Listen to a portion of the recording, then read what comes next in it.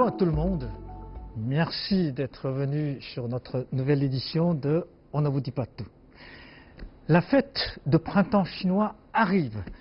Cette année, c'est l'année du chien.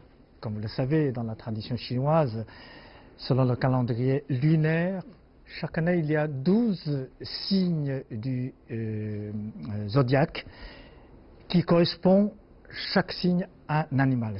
Cette année, c'est l'année du chien. Voilà. Comme vous le savez, les Chinois sont un peu superstitieux. Quelques signes considérés comme bons, excellents, qui portent bonheur, comme le dragon, tigre, coq, cheval, etc. Mais d'autres signes, c'est moins bon, comme certaines, je ne dis pas les noms. Enfin, lorsque j'étais jeune, vous savez, je me disais toujours, pourquoi je ne suis pas élu président ou obtenu le prix Nobel? C'est parce que j'étais mouton. Et l'année du chien, est-ce que c'est une bonne année? Je vais demander à mes deux invités qui connaissent bien notre pays, qui connaissent surtout bien la culture traditionnelle chinoise. D'abord, c'est Monsieur Wang Hua. Monsieur Wang Hua, bonjour. Bonjour, merci d'être venu, bienvenue. Merci. Et surtout, c'est que Wang Hua est les premiers diplomates arrivés en France après la reconnaissance du général de Gaulle de notre pays, diplomatiquement je dis, et il est envoyé à Paris en 1964. À 64. Il y a 54 ans. Voilà, et surtout lorsqu'on fête l'anniversaire de l'établissement des relations diplomatiques entre la France et la Chine, 50 ans, M. Wang est élu 50 personnalités qui ont contribué à la bonne relation entre la France et la Chine. Félicitations. Merci. Merci. Et mon deuxième invité n'est pas anonyme. Aussi, c'est Madame Emmanuelle Dienga. Oui. Emmanuelle. Et surtout, vous avez un très beau nom chinois, Ding Aiyu. Oui, en effet. C'est excellent, hein, un très bon nom. Vous êtes conseiller économique et commercial, culture et éducation de l'ambassade de Belgique en Chine, et surtout, vous travaillez aussi pour Agence Wallonne à l'exportation et aux investissements étrangers, à WIX. Tout à fait, tout à fait. Voilà. Ça fait maintenant 6 ans et demi que j'ai le plaisir d'être ici en Chine et de vivre Xunjie. Avant de commencer notre discussion, je vous invite à regarder ce petit documentaire sur l'année du chien. Le 16 février, c'est le nouvel an chinois ou la fête du printemps. 2018 est l'année du chien en Chine. Les signes du zodiaque se succèdent ainsi chaque année et 12 ans complètent un cycle. Le chien est le 11e signe du zodiaque chinois. Les Chinois apprécient énormément le chien qui, pour eux, représente la richesse, la bonne fortune et la vivacité. Le chien a toujours joué un rôle important dans la vie des Chinois et on le retrouve fréquemment dans les folklores, ce qui contribue à l'attachement des Chinois pour cet animal. Ma première question est à M. Wang. Oui. Alors, l'année du chien, c'est une bonne année? Pour moi, il est très difficile de dire c'est une bonne année, c'est une mauvaise année. Parce que Bon. sur les 12 signes de l'horoscope chinois, tous les animaux sont bons. Ils ont des qualités, ils ont des défauts. Le chien, effectivement, a beaucoup de qualités et un peu de défauts aussi, dont je parlerai tout à l'heure peut-être. Mais pour moi, je pense que le chien, c'est le meilleur ami du monde. Je crois qu'il faut le définir par rapport aux autres animaux. Le cheval, qui vient que nous avons parlé aussi il y a quelques années, le coq, qui vient de se terminer. Donc tout cela, chaque image représente une certaine parabole de la vie. Oui. Donc pour moi, j'estime que le chien est le meilleur animal du monde et qu'il est le plus fidèle du monde.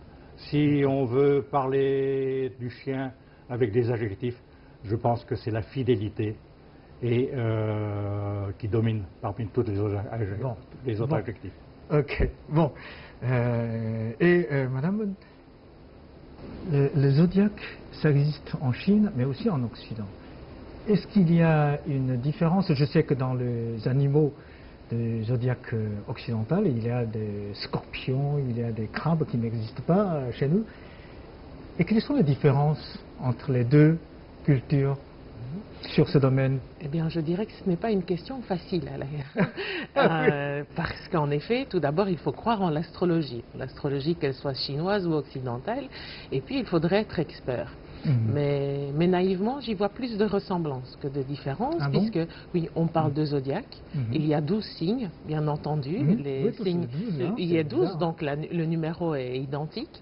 Et en effet, ils sont différents, ils ont des caractéristiques différentes, mais moi, je me focalise sur les ressemblances.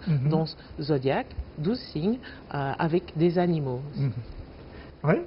En fait, les civilisations ont tous des points communs, hein, ça c'est évident. Alors, Monsieur Wang, tout à l'heure vous avez dit que c'était pas une mauvaise année, ni un bon, une... Mais dans le langage chinois, vous savez, le chien est souvent avec des mots péjoratifs. Hein, vous voyez, c'est... Hein, il a des, c'est pas comme dans le langage de la langue française. En Chine, par exemple, zhougo, laquais, hein, ou bien kou zhang ren shi, chien profitant de l'influence de son maître, etc., etc. Et quand on donne un conseil à quelqu'un, si le conseil n'est pas bon, on dit que une personne qui offre de mauvais conseils, c'est kou tou jun shi. Pourquoi c'est tous ces mots péjoratifs? C'est pas comme le cheval. Je suis d'accord avec vous. Historiquement, ça date depuis plusieurs siècles. En fait, lorsque l'homme a dominé le chien, c'était il y a 12 siècles auparavant, parce que le chien descend du loup et ensuite est devenu le premier animal que l'homme a pu dompter. Et alors effectivement, dans la langue chinoise, dans toutes les langues du monde, y compris dans la langue française, il y a des mots qui ne sont pas très bons pour le chien. On vit une vie de chien, une tête de chien, ça existe aussi en France. Et alors le problème c'est qu'il y a des points communs, parce que comme j'ai vécu quand même pas mal de temps en France et en Chine, de faire une comparaison, c'est assez amusant de voir les différentes choses. Le chien, par exemple, apporte le bonheur à la famille. Dans le passé, les Chinois disaient oui, mais ça, on disait que le chien c'est bon pour manger, pour être un animal de compagnie, on n'arrivait pas. Et à l'époque, les personnes aisées qui pouvaient avoir un chien disaient oh, cette famille vit une vie de bourgeoisie. Donc on adoptait le terme de bourgeoisie à la vie d'un chien. Or aujourd'hui c'est complètement différent en Chine. Mais alors le problème du chien, moi je pense qu'il est assez symbolique aujourd'hui de parler du chien, parce que le chien est aussi devenu un ambassadeur. Comme je suis un ambassadeur de l'amitié franco-chinoise, le chien aussi, je dirais, a une caractéristique de chien diplomatique.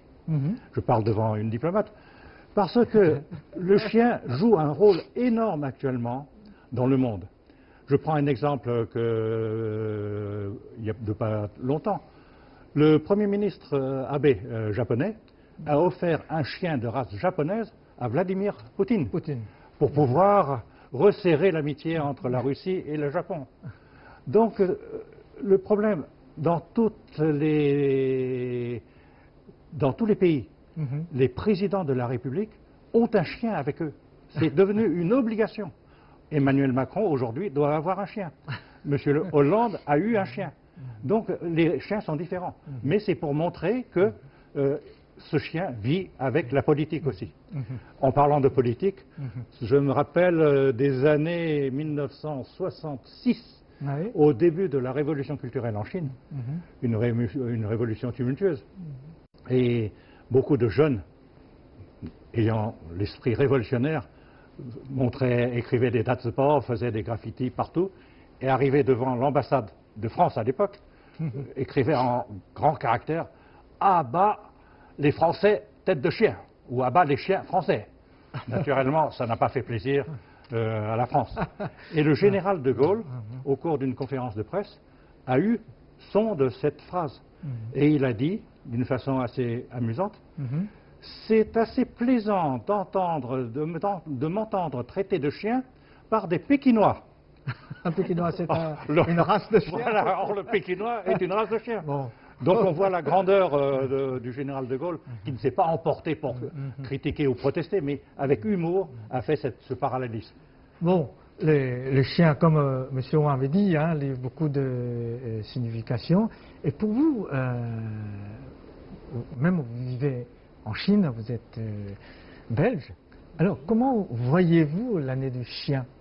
Alors, l'année du chien, bien, j'ai fait aussi ma petite étude et ma petite recherche. Et en effet, le chien est lié à des caractéristiques et des adjectifs qui sont quand même relativement positifs, puisqu'on parle de loyauté, l'ami fidèle, l'animal de compagnie. Mais j'ai vu aussi que ce qui était important dans l'astrologie chinoise, c'était le déterminant. Et donc, on parle de chien de terre. Et dans l'adjectif terre, j'ai cru comprendre qu'on parlait beaucoup de mouvement. Donc il semblerait que ce soit une année qui va être intéressante, mais aussi très mouvementée. Parmi les chiens célèbres, nous retrouvons des politiciens tels que Winston Churchill, des chanteurs tels que Michael Jackson. On voit un peu les personnalités de chiens. Bon. En général, pour une année favorable à un mariage, à trouver de travail, etc., on voit qu'une année où le nombre de mariages augmente d'un coup. Et cette année, Monsieur Wang ou Madame, à votre avis, l'année du chien, c'est favorable à quoi? À trouver de travail, à trouver une femme ou un mari ou autre chose? Ce que je vois dans mon entourage, ce sont des naissances. Donc il y a pas mal de chiens, d'amis qui sont... et donc beaucoup d'enfants vont arriver cette année en 2018. Et donc je vois une symbolique importante. Oui. Et je crois que aussi, en fait, tout est subjectif. Lorsqu'on est arrivé à l'âge du mariage, on ne pense pas, ah, c'est l'année du chien, l'année du coq ou autre. On arrive, bon, il y a des signes effectivement qui sont plus attractifs que d'autres. Par exemple, je sais qu'il y a des personnes qui ne voudraient pas se marier avec l'année du serpent. Parce que déjà, le serpent donne un frisson. Mais le chien, je pense, aujourd'hui, est devenu, dans mon jargon, très à la mode en Chine. Les relations entre l'homme et les chiens, depuis ces dernières années en Chine, changent énormément. Le chien est un animal domestique en Europe, en France, en Belgique, etc. Mais ce n'était pas le cas en Chine. Auparavant, la Chine, c'est plutôt le chat. Hein, bon, je vous invite à regarder ensemble ce petit documentaire qui parle justement des relations entre le chien et l'homme en Chine. Une étude publiée par l'Association des animaux domestiques de Chine révèle que 17% des foyers chinois possèdent un animal domestique en 2017. Parmi ces animaux, 60% sont des chiens. Il y a donc 40,9 millions de chiens domestiques en Chine. En comparaison, cela signifierait que 4 personnes sur 5 en France seraient propriétaires d'un chien. Auparavant, les personnes âgées et retraitées étaient la principale tranche de la population possédant un chien, l'animal leur permettant de chasser la solitude. Aujourd'hui, la tranche d'âge des propriétaires de chiens est de plus en plus jeune. Les entreprises tirent aussi profit de cette tendance en vendant de la nourriture pour animaux importés et en ouvrant des salons qui proposent toutes sortes de services.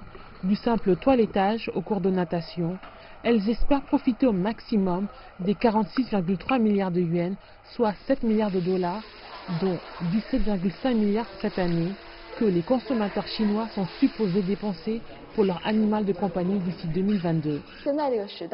Aujourd'hui, le pouvoir d'achat des personnes nées dans les années 80 voire 90 a augmenté.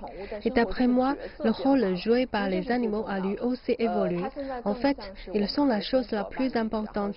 Ils sont nos compagnons de vie, membres de notre famille, et certains couples ne veulent pas d'enfants et élèvent même un animal pour rendre leur vie plus heureuse. Certains, comme la vendeuse Lydia Wong, payent même des fêtes d'anniversaire pour leur animal. Elle a dépensé 10 000 yuans, soit 1 520 $ pour la fête de son chien, Abu, qui a eu lieu plus tôt ce mois-ci. Mes amis qui n'aiment pas les chiens penseront peut-être que c'est un peu exagéré d'être comme ça, mais il est un membre de ma famille, je le traite comme mon bébé. L'évolution démographique de la Chine renforce cette tendance, avec le nombre croissant de personnes âgées, de jeunes, de célibataires urbains et de couples sans enfants qui voient dans les animaux domestiques un compagnon. Il est fort probable que le nombre de fêtes d'anniversaire pour animaux continue d'augmenter dans les années à venir. Selon ce documentaire, le chien devient aussi l'animal favori des Chinois, surtout des jeunes. Il y a de plus en plus de chiens domestiques. Alors que signifie, Monsieur Wang, que voyez-vous cette tendance? Je pense que la première des choses, c'est que la vie du Chinois, de la famille chinoise, est en train de changer. Dans le passé, effectivement, c'était de faire l'éducation des enfants, de bien vivre. Et aujourd'hui, comme les enfants sont grands, ont du travail ou autre, les personnes âgées espèrent trouver un animal de compagnie. Ce qui se fait énormément dans le monde, je pense en Belgique, en France aussi. Nous avons des personnes de 50 ans, 60 ans, dont les enfants sont déjà très grands, indépendants, et qui laissent leurs parents un peu à la maison. Et ils sont obligés d'avoir quelqu'un, un petit enfant, qui est représenté par le chien, ou un chat, naturellement. En France, nous disons souvent qu'il y a 30 millions d'amis de l'être humain. Or, 30 millions, ça comporte le chien, le chat et tous les autres animaux domestiques. Si j'ai bonne mémoire, en France, je pense actuellement, le nombre de chiens doit être de 9 millions et quelques, 9 millions 700 pour la population française. Et on m'a dit qu'en Chine, ce qui est incontrôlable parce que tous les chiens ne sont pas enregistrés, ça varie entre 22 millions à 50 millions. Mais vu l'étendue, ce n'est pas grand.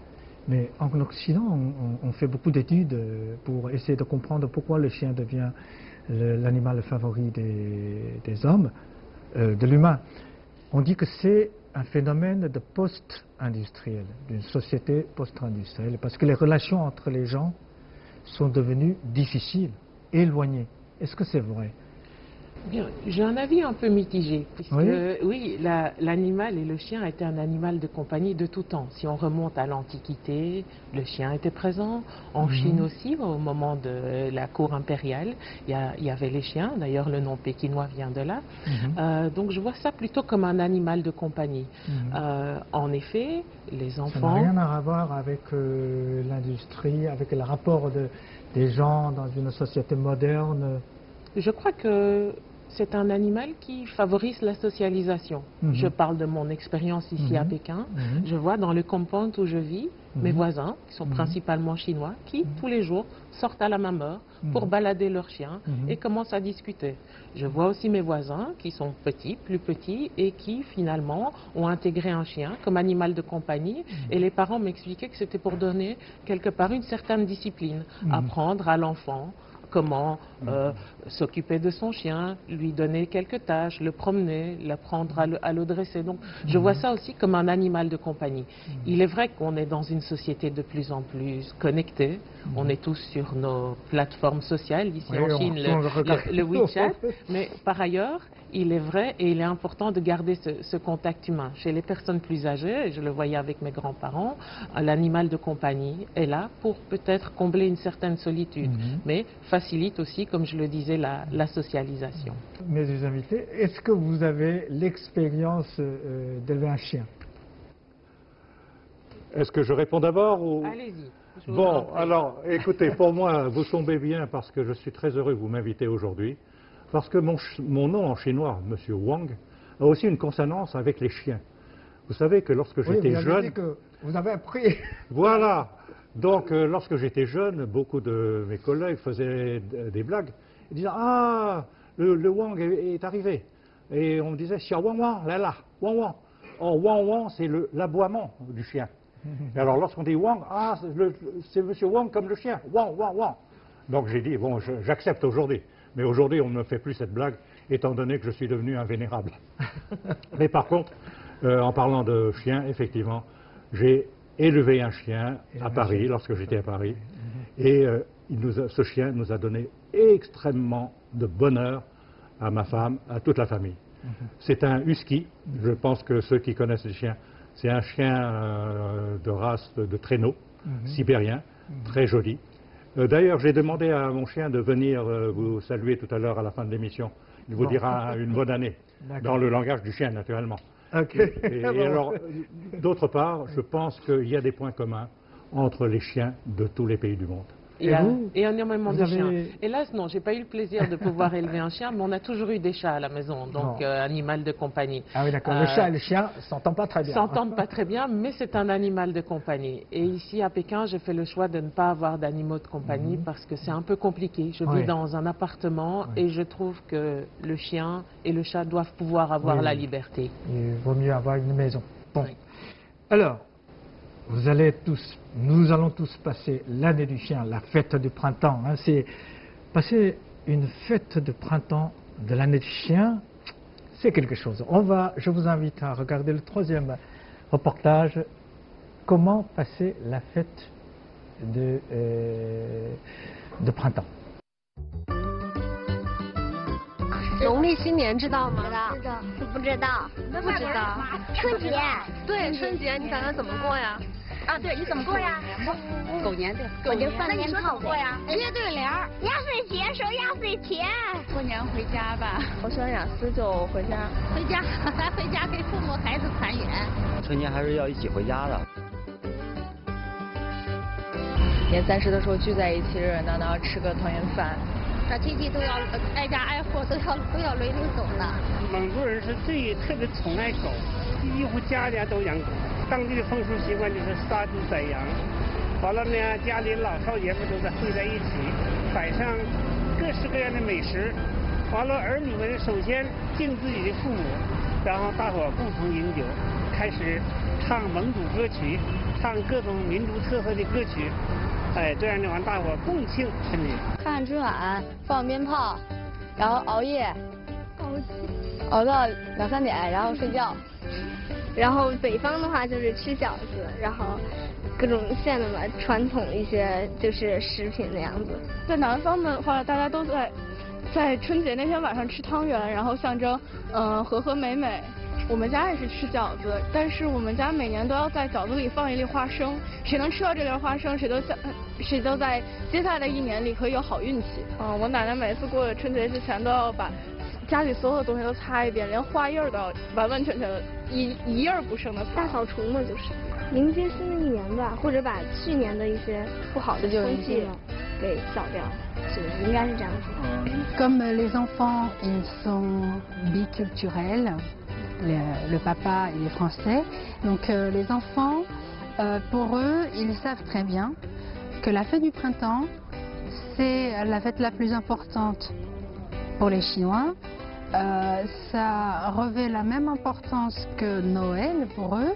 La fête du printemps, ils sont en plein apprentissage des activités traditionnelles, par exemple le découpage des papiers, ce qu'ils appellent les chuanghua, ou comment on écrit les phrases parallèles, ce qu'on appelle peilian.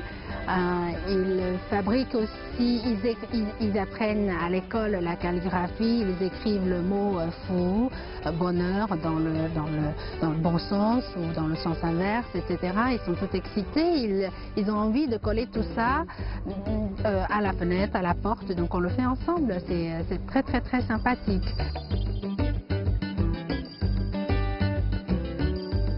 Un sentiment de continuité, que ce soit pour la culture ou que ce soit pour la filiation.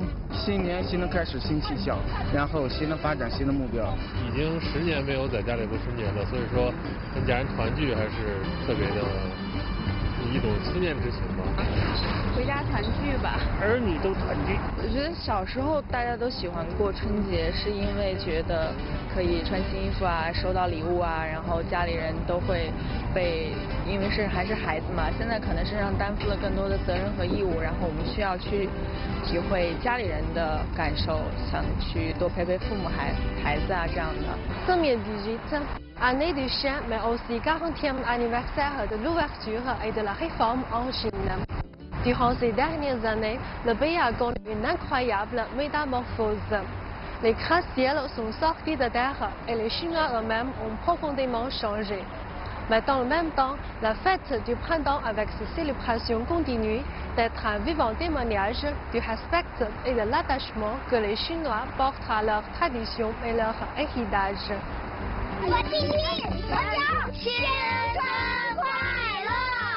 Bonne année. Bonne année. Bon, et vous alors, comment vous allez passer votre fête de printemps? Bien, je ne rentrerai pas à la maison. Ah, puisque c'est dommage, c'est dommage. J'y suis rentrée pour le nouvel an traditionnel belge occidental. Ouais. Donc j'ai pour habitude de dire que depuis que je suis en Chine, je fête 2 nouvel an. Est-ce que ça me vieillit 2 fois plus? On le verra d'ici quelques années. Non, rajeunir 2 fois plus.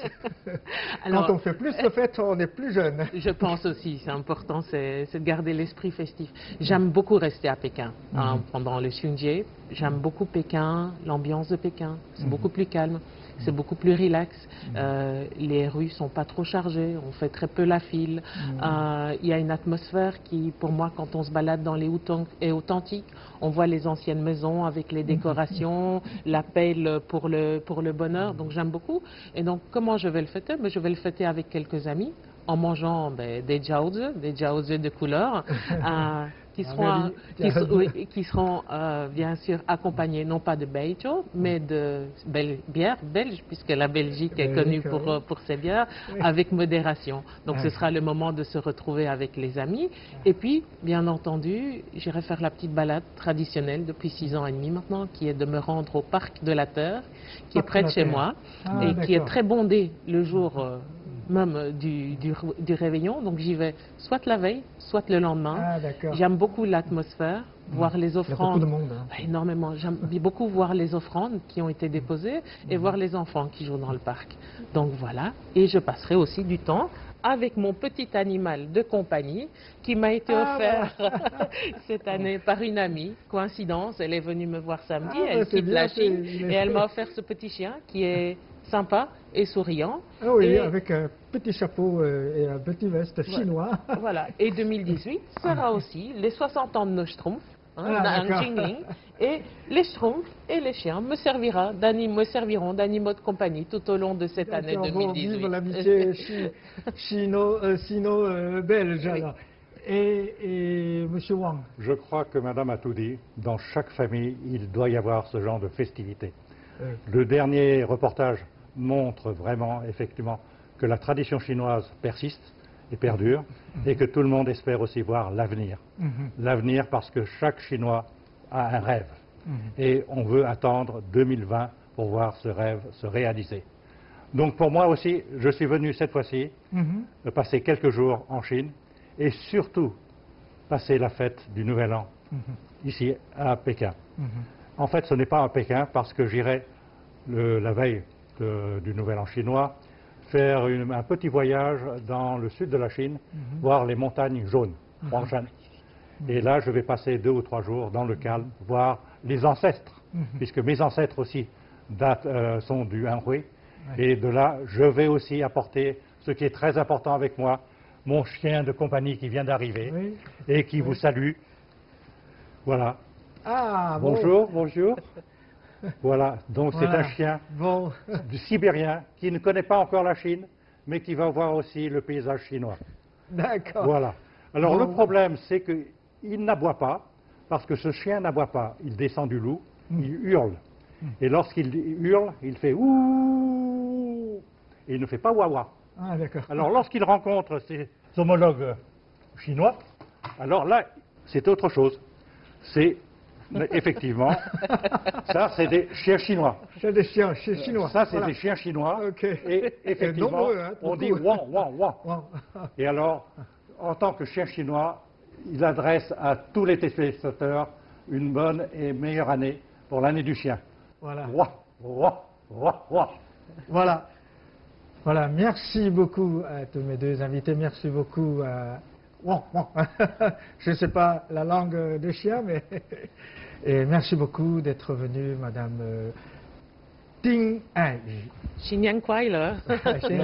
Bonne année à tous. Bonne année aux téléspectateurs aussi. C'est la fin de notre émission. Bonne année à tout le monde. Je vous souhaite à tout le monde une très bonne année du chien. À la prochaine.